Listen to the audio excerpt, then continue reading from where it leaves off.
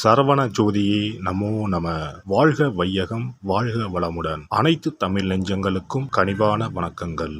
நாம் இந்த பதிவில் பெயர்ச்சியாகும் சுக்கிர பகவானால் உங்கள் வாழ்வில் ஏற்படக்கூடிய சுப மற்றும் அசுப பலன்கள் என்ன என்பதனையும், அசுப பலன் ஏற்படுமாயின் ராசிக்காரர்கள் செய்ய வேண்டிய பரிகாரம் என்ன, வழிபட வேண்டிய தெய்வம் யார், வழிபடும் முறை என்ன என்பதனை பற்றியும் விரிவாக காண்போம்.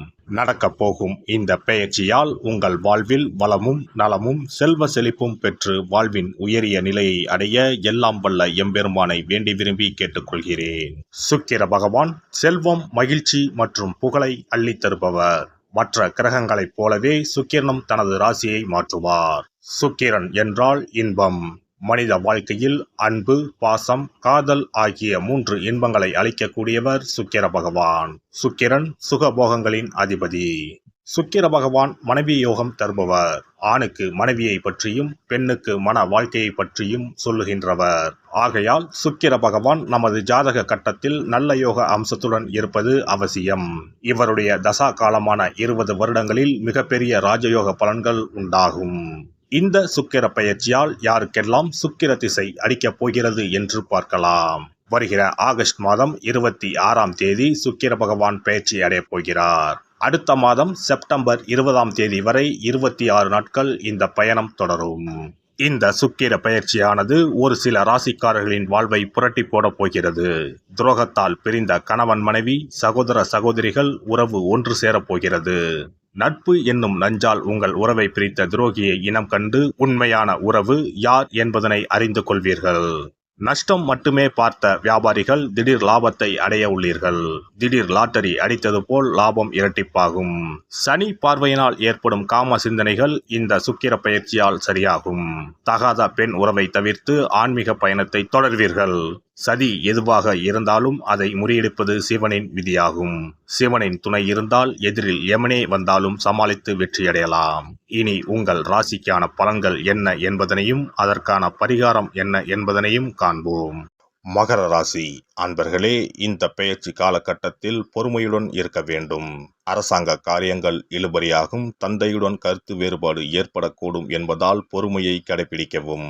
தாய் வழி உறவினர்களால் சில சங்கடங்கள் ஏற்படக்கூடும்.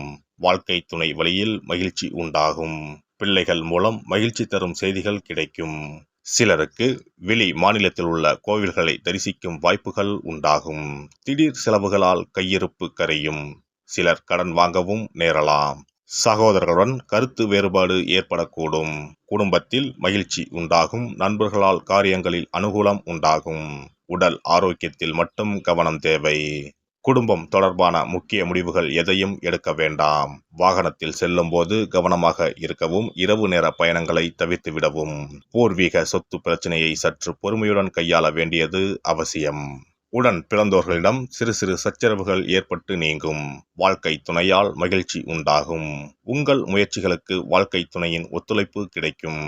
உத்தியோகத்தில் வேலைச்சுமை அதிகரிக்கும் என்றாலும் சக ஊழியர்களின் ஒத்துழைப்பால் மிக சிறப்பாக செய்து அதிகாரிகளின் பாராட்டுகளை பெறுவீர்கள். சிலருக்கு தடைப்பட்ட பதவி உயர்வு, ஊதிய உயர்வு போன்ற பலன்கள் கிடைக்கும். தொழில் வியாபாரம் சிறப்பாக நடைபெறும். எதிர்பார்த்ததை விட பணவரவு கூடுதலாக இருக்கும். ஆனால் அரசாங்க வகையில் எதிர்பார்க்கும் லைசன்ஸ் போன்ற விஷயங்கள் கிடைப்பதில் தடை தாமதங்கள் ஏற்படும். பெண்களை பொறுத்தவரை குடும்ப சூழ்நிலை இந்த காலகட்டத்தில் மகிழ்ச்சி தருவதாக இருக்கும். அலுவலகம் செல்லும் பெண்களுக்கு அலுவலக சூழ்நிலை உற்சாகம் தருவதாக இருக்கும். எதிர்பார்த்த சலுகைகள் கிடைக்கும். கலைத்துறையினரை பொறுத்தவரை புதிய முயற்சிகளை தள்ளி போடுவது நல்லது. வீண் அலைச்சலும் காரிய தாமதமும் ஏற்படும். கவனம் தேவை.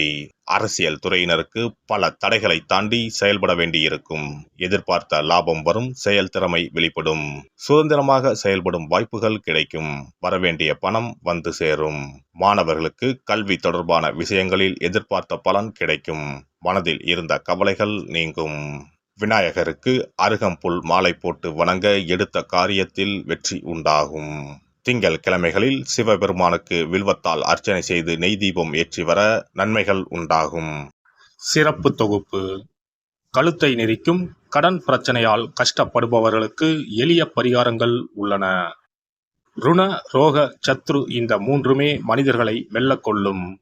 அதிலும் கடன் பிரச்சனை கவலையை ஏற்படுத்தி மனிதர்களை கலங்க வைத்துக் கொள்ளும். கடன் பிரச்சனையால் கஷ்டப்படுபவர்களுக்கு எளிய பரிகாரங்கள் உள்ளன. இந்த எளிய பரிகாரங்களை நம்பிக்கையோடு செய்தால் நிச்சயம் பலன் கிடைக்கும். ஒருவரின் ஜாதகத்தில் 6ஆம் இடம் கடன் ஸ்தானத்தை குறிக்கும். கடன் பிரச்சனையால் இன்றைக்கு பலரும் தற்கொலை செய்து கொள்கின்றனர். சக்கரத்தாழ்வார் அருள் இருந்தால் கண்டிப்பாக கடன் பிரச்சனைகள் நீங்கும். பெருமாள் கோவிலுக்கு சென்று சனி மற்றும் புதன் கிழமைகளில் சக்கரத்தாழ்வார் சன்னதியில் துளசி மாலை சாற்றி 12 முறை வலம் வர வேண்டும். ஒவ்வொரு முறை வலம் வரும் பொழுதும் கடன் தீர்வதற்கு மனமுருக நம்பிக்கையோடு வேண்டிக் கொள்ள வேண்டும். தொடர்ந்து 12 வாரங்கள் செய்தாலே கடன் பிரச்சனை தீர்ந்து மன நிம்மதி ஏற்படும். மேசராசியில் பிறந்தவர்கள் தயிரை கொண்டு இனிப்பு பலகாரம் செய்து ஒவ்வொரு வெள்ளிக்கிழமையும் மாலை வேளையில் பசுவுக்கு கொடுத்து வர கடன் பிரச்சனைகள் தீரும். விருச்சிக ராசியில் பிறந்தவர்கள் ஞாயிற்றுக்கிழமை அன்று லட்சுமி நரசிம்மருக்கு காய்ச்சிய பசும்பால் அல்லது பானகத்தை பிரசாதமாக வைக்க வேண்டும். 48 நாட்கள் இந்த பூஜையை செய்தால் கடன் தொல்லையில் இருந்து விடுபடலாம். ரிஷபராசியில் பிறந்தவர்கள் ஜவ்வரிசி கொண்டு இனிப்பு தயாரித்து அதை வெள்ளிக்கிழமை என்று பசுவிற்கு மாலை வேளையில் கொடுத்து வர கடன்கள் அடைந்து சுகம் பெறலாம். துலாம் ராசிக்காரர்கள் பசும்பாலை சுக்கிர ஓலையில் வில்வ மரத்திற்கு ஊற்றவும். 24 வெள்ளிக்கிழமை செய்திட நிச்சயமாக கடன் தீரும்.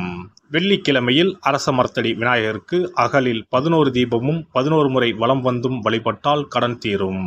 மிதுன ராசிக்காரர்கள் தினசரி சிறிது தயிர் சேர்த்து குளித்து வரவும். கடன்கள் நீங்கும். மாலை வேளையில் சூரிய தரிசனம் அஸ்தமனத்துக்கு முன் செய்து வரவும். கன்னி ராசிக்காரர்கள் சனிக்கிழமைகளில் உளுந்து வடை தானம் செய்யவும். அதை நீங்கள் உண்ணக்கூடாது. மேலும் துளசிக்கு தினசரி நீர் வார்த்து ஒரு மண் அகலில் நல்லெண்ணெய் விளக்கேற்றி வைக்க ருண நிவாரணம் பெறலாம். கடகராசிக்காரர்கள் ஒவ்வொரு ஞாயிறும் சிறிது வெள்ளக்கட்டியை ஓடும் நீரில் விடவும். கடன்கள் வெள்ளம் போல கரைந்துவிடும். சிம்ம ராசியில் பிறந்தவர்கள் ஒவ்வொரு சனிக்கிழமையும் அரச மரத்தடியில் மண் அகலில் நல்லெண்ணெய் ஊற்றி கருப்பு திரி கொண்டு 8 விளக்குகள் ஏற்றி வர கடன்கள் அழிய வழி பிறக்கும். மகர ராசிக்காரர்கள் சனிக்கிழமைகளில் எள்ளுருண்டை செய்து பலருக்கு தானமாய் கொடுத்து வர கடன் தொல்லைகள் நீங்கும். கும்பராசிக்காரர்கள் வியாழன் மாலை 6 மணிக்கு குங்குமப்பூ சேர்த்த பாதாம் கீர் செய்து மகா விஷ்ணுவுக்கு நிவேதனம் செய்து முதலில் தான் அறிந்துவிட்டு பின்பு மற்றவருக்கும் தானமாய் கொடுத்து வர கடன்கள் மலமளவென அடைபடும். தனுசு ராசிக்காரர்கள் செவ்வாய்க்கிழமைகளில் ஆலய பணிகளுக்கு செங்கல்கள் முடிந்த அளவு வாங்கி கொடுக்க கடன்கள் அடைந்து நிம்மதி பெறலாம். மீன ராசிக்காரர்கள் செவ்வாய்க்கிழமை அன்று மதியமோ இரவோ நோயாளிகளுக்கு சப்பாத்தியை தானமாக கொடுத்து வர கடன்கள் வேகமாக அடைய ஆரம்பிக்கும். குறைந்தது 9 சப்பாத்திகள் கொடுப்பது நல்லது. செவ்வாய் பகவானை மனதார நினைத்துக் கொள்வது நலம் தரும். பௌர்ணமி நாளில் குலதெய்வத்திற்கு படையலிட்டு வழிபடுவது சிறப்பு. குலதெய்வ படம் இல்லாதவர்களும் குலதெய்வம் பற்றி தெரியாதவர்களும் 5 முக குத்து விளக்கை பூஜை அறையில் ஏற்றி வைத்து படையல் போட்டு கற்பூர ஆரத்தி காட்டி கடன் பிரச்சனை நீங்க மனதார வேண்டிக் கொள்ளலாம். இவ்வாறாக 9 பௌர்ணமிகள் விடாமல் இந்த பரிகாரம் செய்ய கடன் தொல்லைகள் எளிதாக தீர்ந்துவிடும். கடன் தீர்வதற்கான வழிகளும் கிடைக்கும். இந்த பரிகாரத்தை அனைத்து ராசிக்காரர்களும் செய்யலாம். எல்லாம் வல்ல இறையருளால் நீங்களும் உங்கள் அன்பு குடும்பமும் உடல் நலம், நீலாயுள், நிறை செல்வம், உயர் புகழ், மெய்ஞானம் ஓங்கி வாழ்க வளமுடன்.